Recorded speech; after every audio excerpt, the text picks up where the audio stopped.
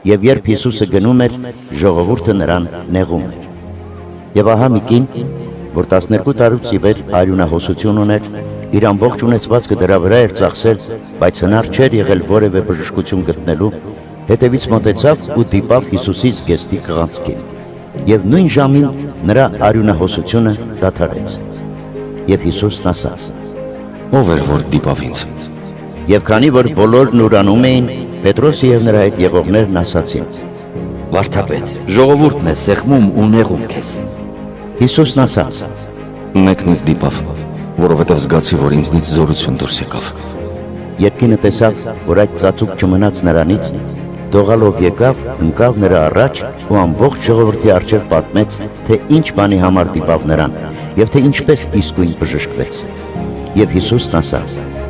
Քաջալերվիր դուստր, քո հավատը փրկեց քեզ։ Գնա խաղաղությամբ։